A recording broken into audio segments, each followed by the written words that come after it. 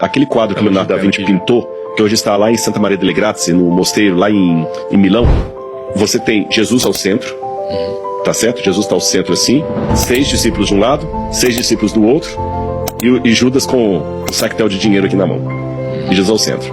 Só que essa é uma visão anacrônica que Leonardo da Vinci teve na época do renascentismo, porque as ceias na época de Jesus não eram desse jeito.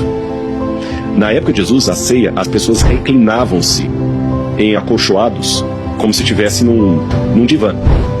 Aí você com a mão direita toca no prato, e a esquerda você reclina. Outra diferença, além de estar todo mundo reclinado, Jesus não ficava ao centro. Pelo código de etiqueta, o anfitrião, que era Jesus, ficaria na ponta. E era geralmente em forma de U, a mesa, em forma de U, triclínio. Jesus ficaria na ponta. De um lado dele ficava o convidado de honra e do outro lado mais íntimo. Ao meio ficariam os convidados de maior autoridade. E do lado de cá, onde eu estou, ficariam os mais simples, porque havia toda uma hierarquia, até na hora da comida. Aí quando você vai para o Evangelho de João, o Evangelho de João conta exatamente essa cena, mas eu vou ler que João dá um detalhe que os outros não dão. É João capítulo 13, versículo 21. Depois de dizer isso, Jesus se angustiou em espírito e disse: em verdade lhes digo, que um de vocês vai me trair. Então os discípulos olhavam uns aos outros, sem saber de quem ele se referia, a quem ele se referia. Ao lado de Jesus, estava reclinado um de seus discípulos, a quem ele amava, o discípulo, o apóstolo João. Tá certo? O apóstolo João. Então a ideia era o seguinte: do outro lado, ali da mesa, onde estaria o Tiago, ficaria o apóstolo João do lado dele. Por isso que João podia reclinar a cabeça no ombro de Jesus na hora de comer. Muito bem. Aí vamos continuar.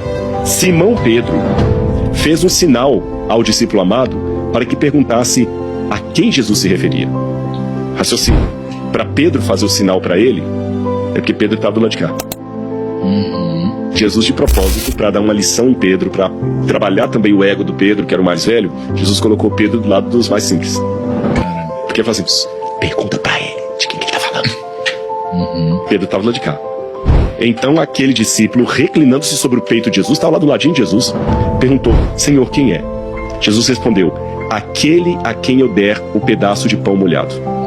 Ora, você só podia tocar na comida com a mão direita, e você comia com a mão, não era com o talher. E quando você estava servindo, por uma questão de etiqueta, o outro não podia chegar e colocar a mão dele junto.